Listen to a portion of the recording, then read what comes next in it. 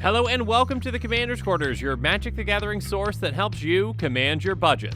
This show and episodes like this one are possible thanks to viewers like you. If you're looking for an easy way to help support this show, make sure that you like, share, and subscribe. Also, hit that bell notification icon so you don't miss any new episodes. You can also go check out our playmats and other merchandise at thecommandersquarters.com. Another easy way to support this show is with our TCG player affiliate links. So whether you're buying a deck or individual cards, you can use this general link right here or one in the description. And the final way that you can support this show is by supporting us directly by becoming a patron. There are many benefits to being a patron, and I truly couldn't do this without all their support.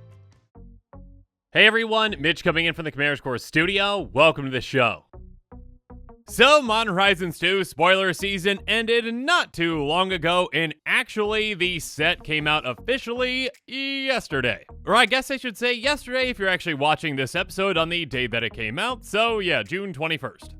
Anyways, as there are a lot of sets coming out this year, the next set, Dungeons & Dragons Adventures in the Forgotten Realms, is set to come out not too far into the future. In fact, if you saw my episode on the MH2 and D&D schedule and spoilers, you would know that the spoiler season for the D&D set starts on June 29th, so a week from today. So I thought I'd have at least one more week before getting back into quick takes, but that wasn't the case. Because we got a brand new look at a card that definitely doesn't look like any other kind of card we've ever seen, but it is. And the templating for this card might just be the most unique design for a card that we've ever seen, and we've seen a lot of new and crazy things lately. I mean, even in that MH2 and D&D schedule and spoilers episode, we get to see a sneak peek at this art. And then in Modern Horizons 2, we also got to see a new kind of art treatment with the sketch style. Especially recently, Wizards has shown that they're willing to take chances with the card design templating. You can even see this just with even one card with Lightning Bolt. The first of these Lightning Bolts doesn't even have the rules text on it, which, yeah, in retrospect, might have been a mistake. But they've also shown a full art treatment as well as a different and unique treatment in the Mystical Archive. But yeah, this new treatment for the Dungeons & Dragons set might take the cake as the most unique.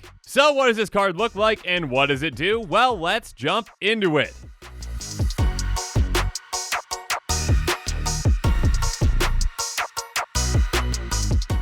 So let me introduce you to Dungeon Module R12, Den of the Bugbear, an adventure for character levels 17 through 20.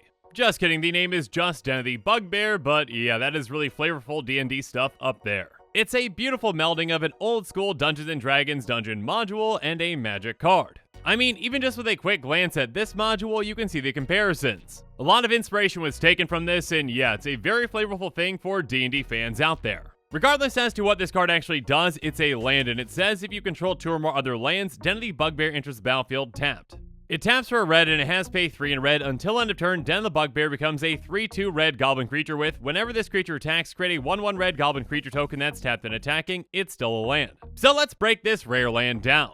And yes, that symbol over there that is yellow is actually the rare symbol on a card like this. As you can tell at the bottom, it does say R. Yeah, the shiny gold rare symbol that you usually see would probably look pretty out of place with this. Regardless, this is a land that can come into play untapped as long as it's one of your first 2 lands. And if that's the case, this is just strictly better than a mountain because it's essentially a mountain that has the upside of turning into a creature that can make you more creatures. Now, obviously, if it's not in your opening hand or it's not one of your first 2 lands that you're playing, it's gonna be a bit slower. Coming into play tapped can slow you down, so that's definitely a risk that you're going to be taking when you're putting this in your deck. Regardless, this card can be very impactful in the right deck, but before we jump into some commanders that might want to make use of this card, let's talk about some comparable cards to this one.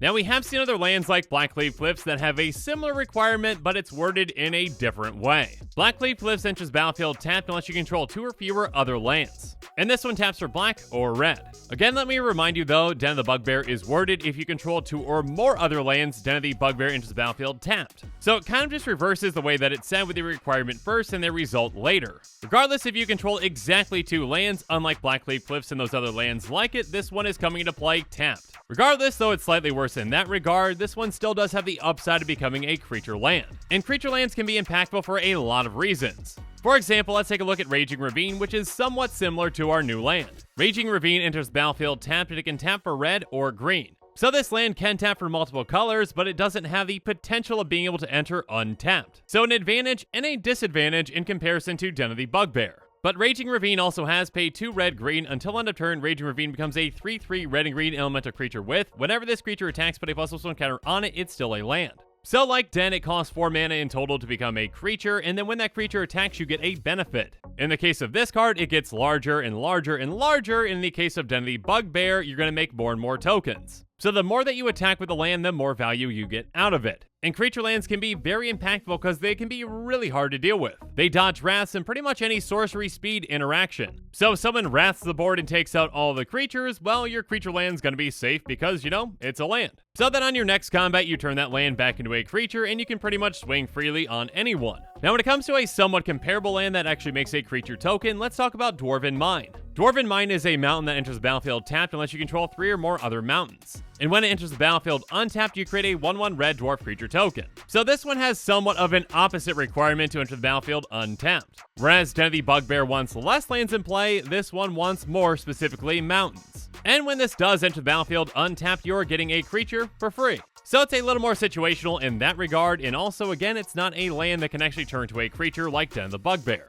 Another creature token producing land that does see a decent amount of play in Commander though is Care Keep. It's a legendary land that can tap for a colorless, and by paying 1 in red and tapping it, you make a 0/1 red kobold creature token named Kobolds of Care Keep. So unlike Den the Bugbear and Dwarven Mine, this one is always going to come into play untapped. Though unlike those two, this one also can't tap for red, it's just going to be tapping for a colorless. But like Den the Bugbear, this is a repeatable way to make creature tokens, and that can be very impactful for certain decks. And keep in mind that Den the Bugbear is actually making Goblin tokens, which is an incredibly relevant creature type. So in a way, a card that actually reminds me of is Krenko Tinstreet Kingpin. Whenever Krenko attacks, you put a +1 counter on it, then create a number of 1/1 red Goblin creature tokens equal to Krenko's power.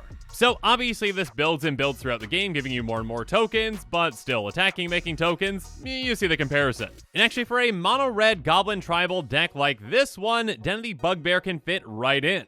Again, because it's just a land, it's not really taking up a spot in your deck. And it's another way to make you more and more Goblin tokens throughout the game. But speaking of other commanders that might want this card,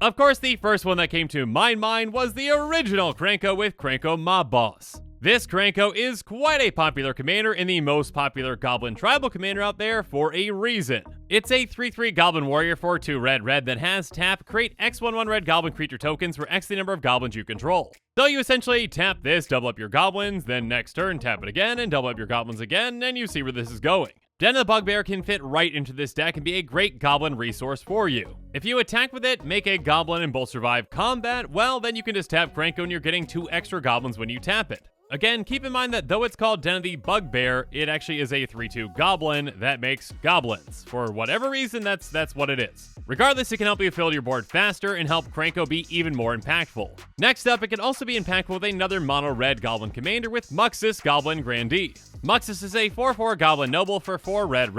When it enters the battlefield, reveal the top 6 cards of your library, put all Goblin creature cards with converted mana cost 5 or less from among them onto the battlefield, and the rest of them on your library in a random order. And whenever Muxus attacks, it gets +1 until end of turn for each other Goblin you control. So unfortunately, Muxus can't get your land off the top of your library, but when you attack with your land, it can actually help. Being a Goblin, it can pump Muxus right away, and on top of that, it can pump it even more in the future by making more and more tokens. But next up, another Goblin commander that actually doesn't have to be built Goblin tribal, but can, is Zana Hedron Grinder. Zana is a 3/3 Goblin ally for 3 in red that has, whenever you cast an instant sorcery spell that targets only Zana, copy that spell for each other creature you control that spell could target.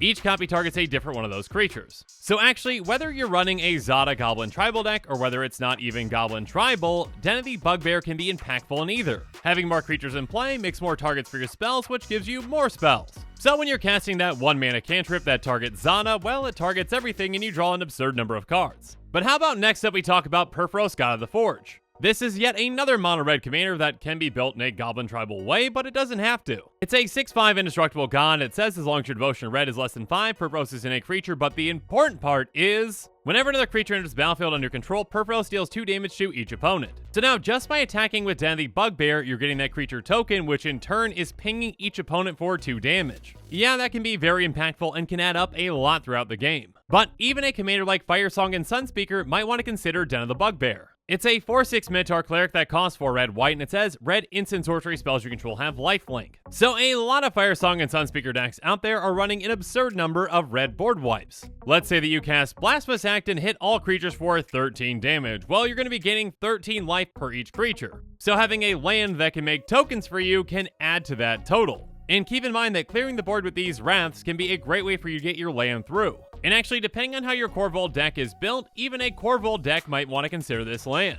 Korvold has, when it enters the battlefield or attacks, sacrifice another permanent, and whenever you sacrifice a permanent, put a +1/+1 counter on Korvold and draw a card. So having a land that can make you more permanents to sacrifice can really help you out throughout the game. And actually, fun fact, Korvold is actually one of the top Goblin tribal commanders out there, so there's that. So if you've got your Goblin-based Korvold sacrifice deck, go for it. Regardless, the design of Den of the Bugbear is very unique and really stands out. The inspiration that it took from D&D is very flavorful, and I'm sure a lot of players are going to appreciate that, especially all you old school D&D fans out there. But now that this show is wrapping up, it's my turn to hear from you. So in the comments below, I would love to hear your thoughts on this card. What do you think about this card's new design, and what do you think about the land itself? Also, make sure that you're staying tuned to this channel for more spoilers from D&D Adventures of the Forgotten Realms. Remember that official spoiler season starts early next week, but you never know what we might see in the meantime. And of course, as always, thanks again and have a good one.